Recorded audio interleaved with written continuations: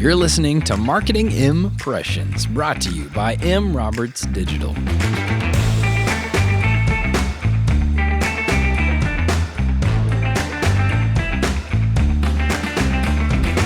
We are data-driven marketing experts who develop, deliver, and optimize business growth campaigns. In this podcast, you can expect to expand your knowledge in the big wide world of marketing and hear real-life marketing examples. I'm your host, Jordan Sherrod, and I'm thrilled to make marketing matter for you today.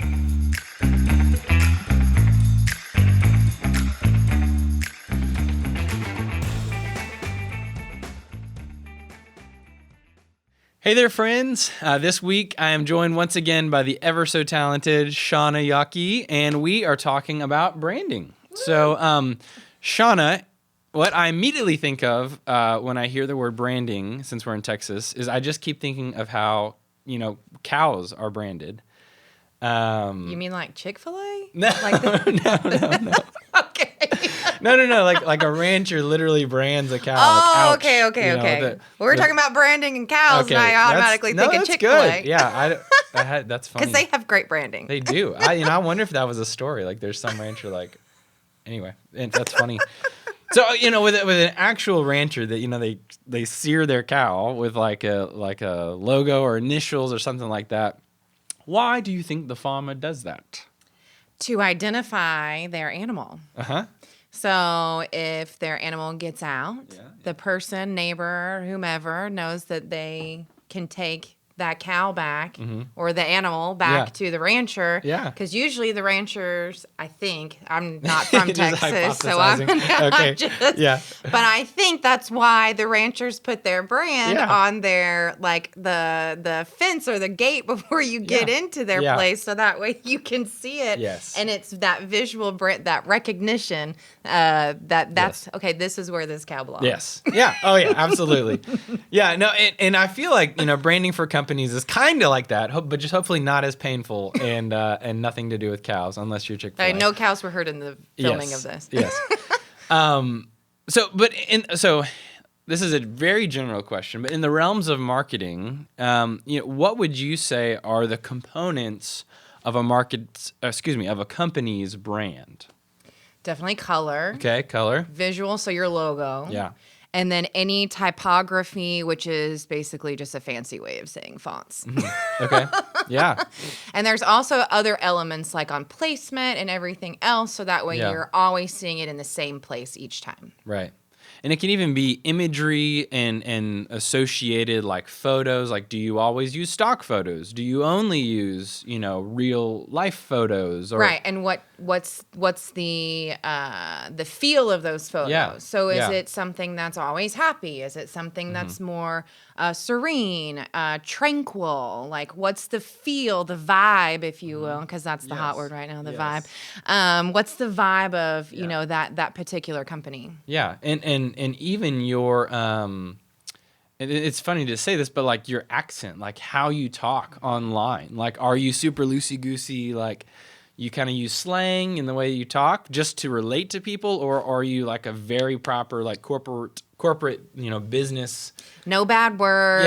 Yeah, all of those things. Yeah, so it's similar a lot to like a person, like a person's personality, like what makes you, when you show yourself to the world, what are some of the things that reflect who you are? Right, and what do you want people to think of you as that person or as that brand? Yeah, absolutely. So you mentioned like fonts, like why is it important to be so to think about and be so consistent with something as minute as fonts? The attention's in the details. Come on. Okay, yeah. Because it speaks to, what we were just discussing. Is it playful? Do you want to convey a playfulness in your font? Do you want it to be more corporate? Do you want it to be more serious? Do you want it to be, something more silly or something that's more laid back, crisp, modern, speaks to the simplest something that has to that people can relate to. So if you see something that you normally would correlate with, like say recyclables, if that's something that you're really passionate about, is saving the planet and all those other things, there are particular fonts that speak to that. Or another thing that comes to mind is racing. Oddly enough, for all those different types of things, there are certain fonts that you naturally just correlate with those because that's what you're used to. Is it the NHRA? No, I probably have that wrong, but I don't know. But drag racing versus NASCAR and all of that other stuff, like they're similar, but you're definitely the checkered flag you're going to relate with racing no matter what. And then the different types of fonts, you're going to see it and be like, oh, that looks like a racing font, or oh, that looks like elementary school font, right? Like, so that your brain's always thinking like that in the back subconscious. Fun fact: did you know there are two types of fonts used for speed limit signs? I did not know that. There are two different fonts. So up until 1948, there was one font, and then a new font, Highway Gothic, like a font designed for the highway, was introduced as new highways were popping up. And so that's why you might see. So next time you go, maybe more into an old town that has a lot of before 1948 stuff, be on the lookout for different fonts between that and then when you get back on the highway. Just the I wonder if in WandaVision if they thought of that and put the old like speed limit signs into their little town. That would have been very detailed. Yeah, that's a good point. Okay, so when most people think of I say the word branding, what's the first element you think most people think of? Logo. Yeah, that same with me. Yeah. So when most people think of a logo, a lot of times they think of some extravagant, beautiful designs of like major brands or something like that. And while making your logo visually appealing is important, it's not always the most important element in the design, right?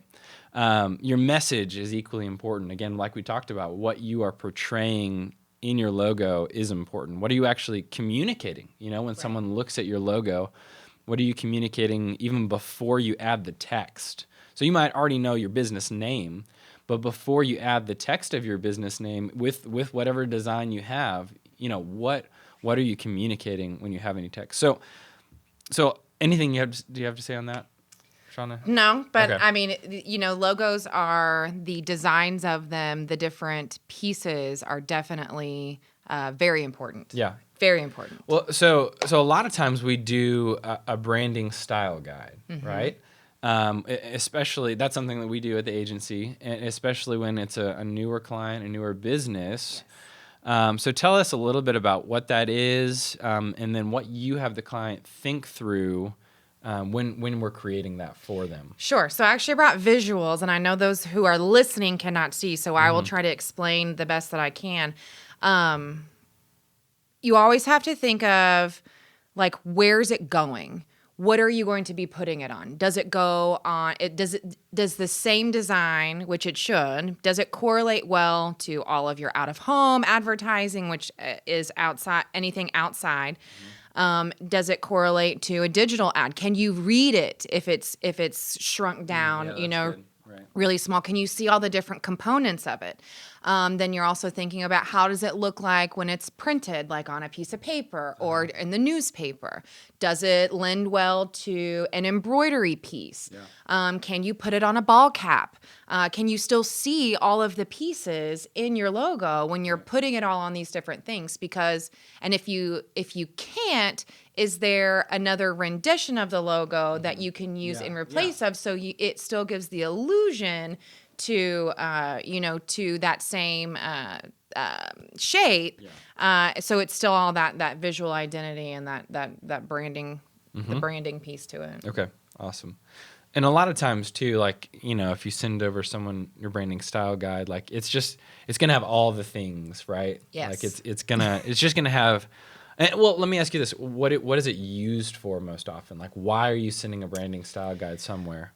So anytime to number one, it's to protect your brand, right? Okay, so that's if you're a company and you don't have a style guide, then if somebody calls on you, a salesperson from any place calls on you and says, hey, I want you to sponsor this, or I want you to advertise in this, and you decide to do that, and then you just send them their logo, your logo. Right.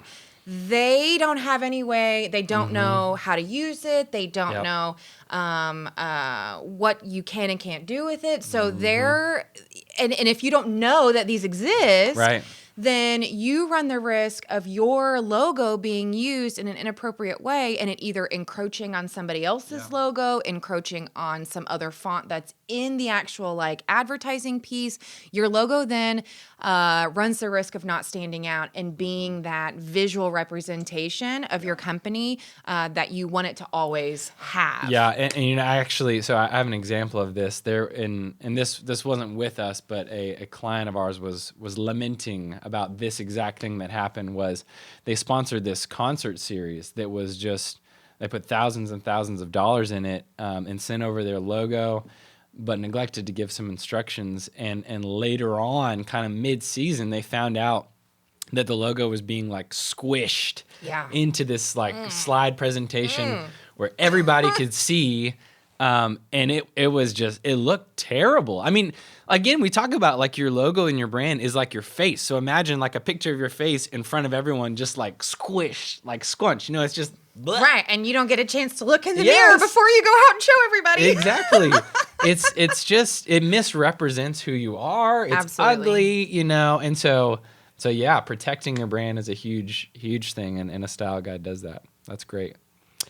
So anything else you have to say on branding before we move on?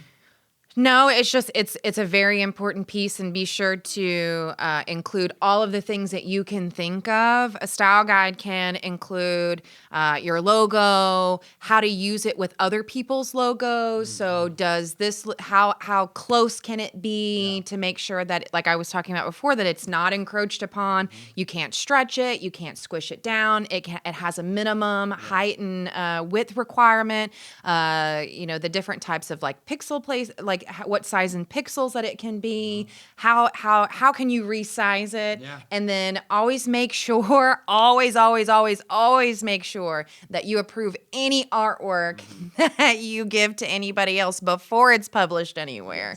Or, that goes with TV, radio. I know that that's not published, but when it goes on air, make sure that you're being spoken about or, mentioned within those parameters that you set in place. Yep, that's good. Marketing Impressions is brought to you by M. Roberts Digital. M. Roberts Digital is your local marketing company with global reach. We uniquely and proudly offer every kind of marketing imaginable for our clients' campaigns. Quite simply, we make you successful. By hitting our goals month after month, M. Roberts Digital has continued to grow year after year and achieve unprecedented success. You can learn more and start your own marketing campaign at mrobertsdigital.com.